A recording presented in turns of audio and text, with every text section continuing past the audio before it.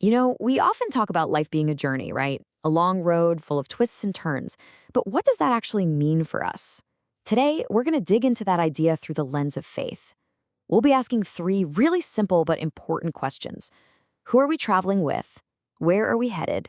And maybe most importantly, how do we handle the road when it gets rough?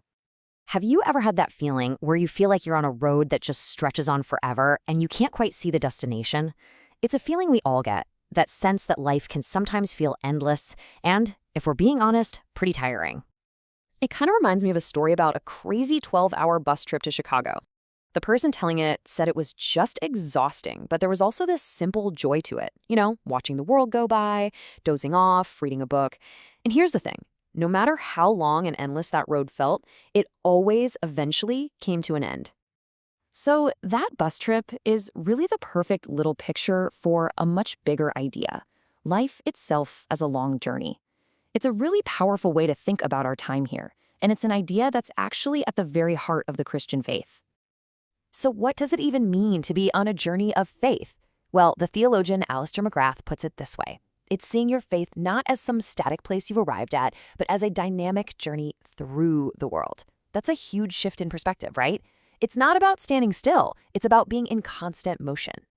And this idea of being on a path you have to walk, it has some seriously deep roots. In the Gospel of Luke, Jesus himself talks about his own life as a journey he has to complete. He says, I must go on my way. So he kind of sets the example here. A life of faith is meant to be a journey, one where you're following in his footsteps. Okay, so if life is a journey, that brings up a really critical question. Who are you traveling with? Because according to this way of thinking, the answer to that question changes everything. On this journey of faith, you're never actually alone. You have a companion. There's a story about two disciples on the road to Emmaus that just captures this perfectly. They're walking away from Jerusalem, totally heartbroken and confused after Jesus' death. And as they're trying to make sense of it all, this stranger joins them. And here's the incredible part.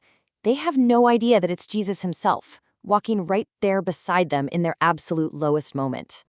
That whole encounter on the road to Emmaus points to this amazing promise for everyone. And surely I am with you always to the very end of the age.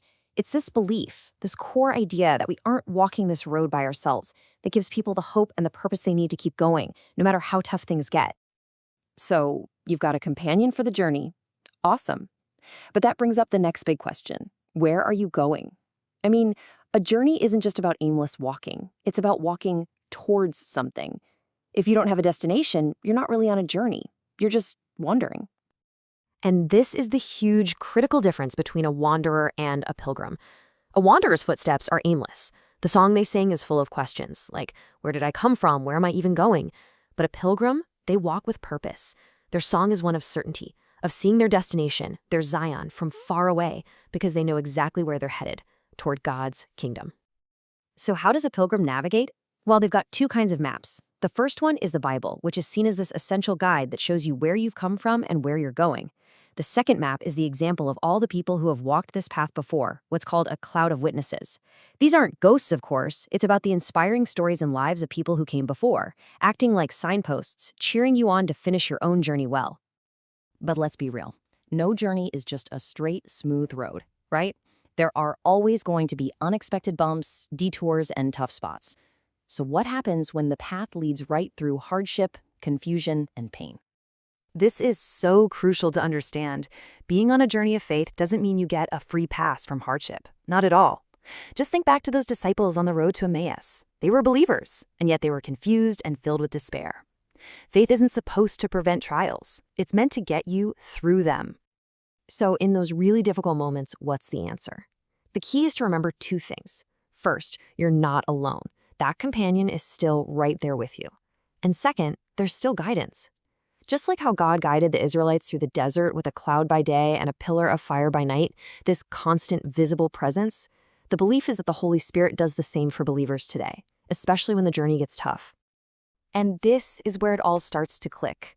When you have a companion walking with you and you have a clear destination up ahead, your entire journey changes.